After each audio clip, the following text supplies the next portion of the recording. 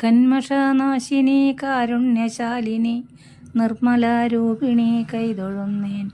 കാലിണ കൈതൊഴുതിടും ജനങ്ങൾക്ക് കാലാഭയമൊഴിച്ചിടും നാഥേ. കിൽപ്പേറും അംബികേ മൽപാപം തീർത്തെന്നിൽ ത്വൽപാദ ഭക്തി വരുത്തിടേണേ. കേടുകളൊക്കെ കളഞ്ഞരുളിടണേ കോടികടാക്ഷാമരൂവും അമ്മേ.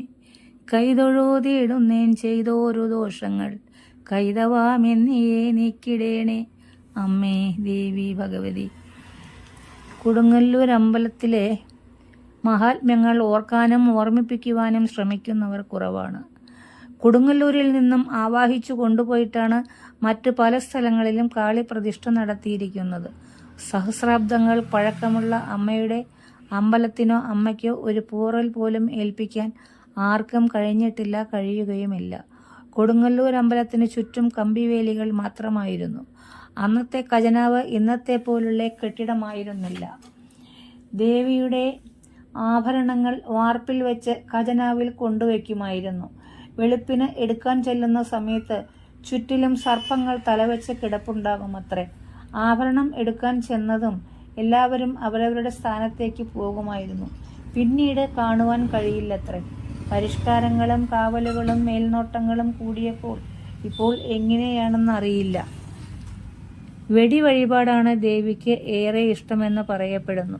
വെളുപ്പിന് 3 മണിക്ക് നിയമവെടി എന്ന പേരിൽ 3 വെടി പൊട്ടിയതിനു ശേഷം മാത്രമാണ് കമ്പിവേലിക്കകത്ത് ആളുകൾ പ്രവേശിക്കാറുള്ളത്. കോയ്മയാണ് നട തുറക്കുന്നത്. പിന്നീട് പൂജാകാര്യങ്ങൾ തുടങ്ങുന്നു.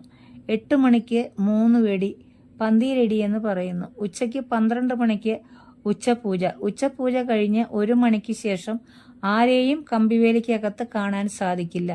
പിന്നീട് 4 മണിക്ക് നട തുറക്കുമ്പോൾ 3 വെടി. അസമയങ്ങളിൽ ഭൂതഗണങ്ങളെ സ്വാതന്ത്ര്യമായി ദേവി വിടും അത്രേ. ആ സമയത്ത് പെട്ടെന്ന് പേടിക്കുകയോ ഞെട്ടുകയോ ചെയ്താൽ പനി പിടിക്കുകയും ഉറക്കത്തിൽ ഞെട്ടി നിലവിളിക്കുകയുമൊക്കെ ചെയ്യുമത്രേ. തീരെ വയ്യാതായാൽ അമ്പലത്തിൽ ചെന്ന് പറഞ്ഞ് നൂല് ജപിച്ച് കെട്ടിക്കുമായിരുന്നു. ഇപ്പോൾ ആ കാലം മാറി. രാത്രി അസമയത്തൊഴിച്ച് ബാക്കി നേരമെല്ലാം അമ്പലനടയ്ക്കൽ ആളുകൾ ഉണ്ടാകാറുണ്ട്. എങ്കിലും ദേവിയെ വിശ്വസിച്ച് വിളിച്ച് പ്രാർത്ഥിച്ചാൽ നിങ്ങളുടെ പ്രാർത്ഥന ന്യായമാണെങ്കിൽ നിശ്ചയമായും അത് നടന്നിരിക്കും. എനിക്കുണ്ടായ അനുഭവങ്ങൾ അതിശയിക്കത്തക്കതാണ്.